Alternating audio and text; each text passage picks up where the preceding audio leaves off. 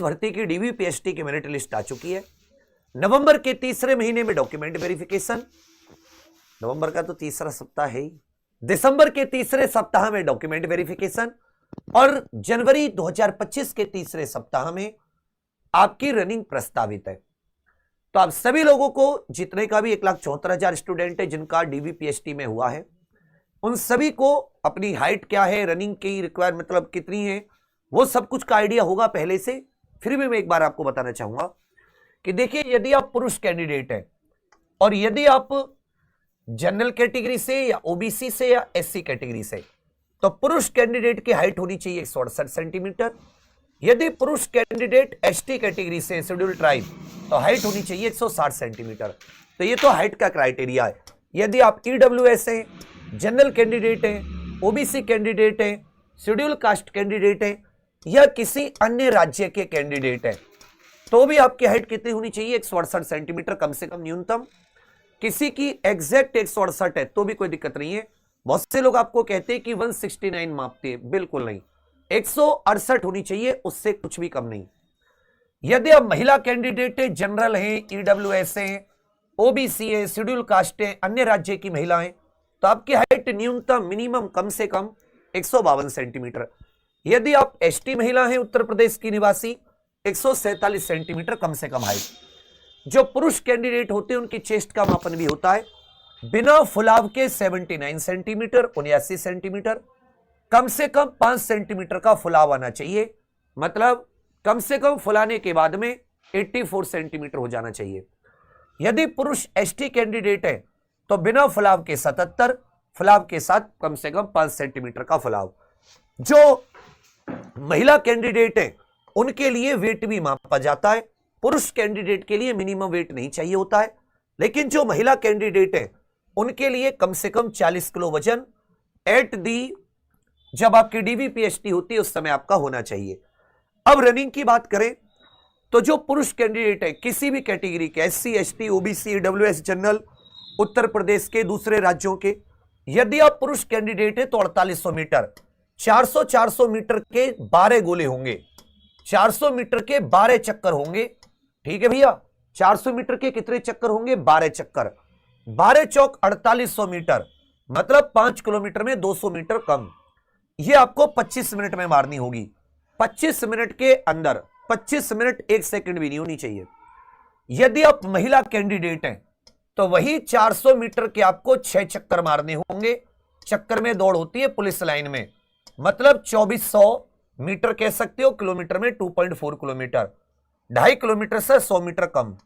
और ये कितने मिनट में मारनी होगी आपको? 14 मिनट में मारनी होगी। दोस्तों जिनका 14 मिनट तैयारी करते रहो, 14 मिनट के अंदर। मेरी बात समझ रहे?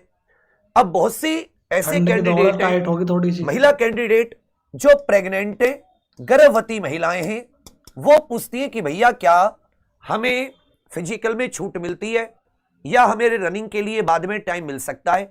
अभी के नियमों के हिसाब से यदि कोई प्रेग्नेंट महिला है तो उसे रनिंग करना अलाउ नहीं होता और बाद में भी रनिंग के लिए कोई बाद का टाइम नहीं दिया जाता। जब आपकी डीवीपीएसटी, आपको उस दिन डीवीपीएसटी में शामिल होना पड़ेगा। जब आपकी रनिंग, आपको उस दिन रनिंग में शामिल होना पड़ेगा। अभी तक ऐसा कोई नियम नहीं है कि आपको बाद में रनिंग का कोई समय इत्यादि दिया जा सके। मेरी बात समझ रहे? फिर से सुन लीजिए। अगर आप पुरुष कैंडिडेट है, जनरल, ईडब्ल्यूएस, ओबीसी, एससी, अन्य राज्यों के या उत्तर प्रदेश के, सबके लिए हाइट 168 सेंटीमीटर। उत्तर प्रदेश के एसटी कैंडिडेट है 160 सेंटीमीटर। महिला, EWS, general, OBC, SC, Uttar Pradesh या किसी दूसरे राज्य की कम से कम हाइट 152 सेंटीमीटर। एसटी की हाइट 147 सेंटीमीटर, एसटी महिला।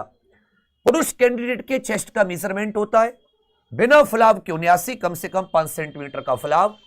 और जो महिला कैंडिडेट है उनका कम से कम न्यूनतम 40 किलो वजन होना चाहिए, अन्यथा आपको डिस्क्वालीफाई कर दिया जाता है। पहली बात समझ लीजिए, अच्छी बात है कम ना हो। बहुत से लोग कहते हैं सर 169 सेंटीमीटर मापी जाती है, बिल्कुल नहीं। 168 है तो वो 168 ही मापेंगे आपकी। 168 आपकी बैठ जाती है उनकी मशीन में, 168, उन्हें कोई टेंशन नहीं है, कम नहीं होनी चाहिए। कोई फालतू का काम मत करना। कुछ लोग हाइट बढ़ाने के चक्कर में खोपड़ी को ईंटों से फोड़ देते हैं कि खोपड़ी थोड़ी सूज जाए, तो खोपड़ी को सुजाना मत। पता चले खोपड़ी सुजाने के से कमजोर से आदमी ने भी रनिंग 1 महीने की तैयारी में कर दी थी। तुम तो मुझसे युवा ही होगे, तुम भी आसानी से रनिंग कर सकते हो। 2 महीने का टाइम है, जनवरी के एंड में रनिंग है। अब तुम क्या दिखाए, लोग रीलबाजी के चक्कर में एक ऐसी रस्सी से ट्रैक्टर का टायर बांध लेते, ट्रैक्टर का पिछला वाला टायर, बड़ा वाला जो टायर होता है ना ट्रैक्टर का। अब ऐसे बिल्कुल जैसे भैंसा बुग्गी होती है, बुलक काट में जैसे बैल को या भैंसे को नहीं जोड़ देते, ऐसे आदमी को जोड़ के और उसकी ट्रेनिंग कराता है। तो भाई तुम्हें ओलंपिक में नहीं जाना, तुम्हें उसेन बोल्ट से टक्कर नहीं लेनी, तुम्हें नॉर्मल लड़कों को 25 मिनट में 4800 मीटर, लड़कियों को 14 मिनट में 2400 मीटर दौड़ मारनी है। इतनी हार्ड दौड़ नहीं है कि तुम गले में लगा के पूरा ट्रक के टायर और ट्रैक्टर के टायर से दौड़ कर रहे हो। अपना स्टेमिना बनाना आसान दौड़ होती है, चक्कर कोशिश करना चक्कर पे दौड़ लगाने की, आइडिया हो जाता है। एक चीज और तुम्हें बड़े भाई के तौर पर सिखा रहा हूं, आप में से बहुत से ऐसे स्टूडेंट होते हैं जिनके यहां दौड़ने के स्टेडियम या ग्राउंड की कमी होती है। आप लोग रोड पर दौड़ते हो, मेन रोड पर, ठंड के दिन है, कोहरे के दिन है। हाथ जोड़कर एक निवेदन करूंगा, मेरे घर में भी 3-4 छोटे भाई हैं जो दौड़ लगाते हैं। बहुत मन घबरा जाता है सोचकर। कोशिश करना कि तुम मेन रोड पर कोहरे में दौड़ ना लगाओ। जरूरी नहीं है 5 बजे दौड़ लगाओगे तो अच्छी होगी, सुबह के 10 बजे कोहरा खुल जाए तब भी लगा सकते हो। और रोड पर जो वर्जिश करते हो, मैं तुम एसआई के लिए थोड़ी सी जान लगाएंगे। अभी आपकी ज्वाइनिंग में 6 महीने हैं, मई जून से पहले ज्वाइनिंग नहीं होनी आपकी। रिजल्ट ये मार्च के एंड तक देंगे, क्योंकि फिर मेडिकल होते हैं। फरवरी एंड तक भी दिया, मार्च तक, तो 1-1.5 महीना तो मेडिकल में लगता है, उसके बाद में ज्वाइनिंग। तो मैं आपसे कहूंगा कि एसआई की तैयारी करें, कम से कम आपका सिलेबस पूरा हो जाए। अगर मान लो भर्ती उससे पहले आपके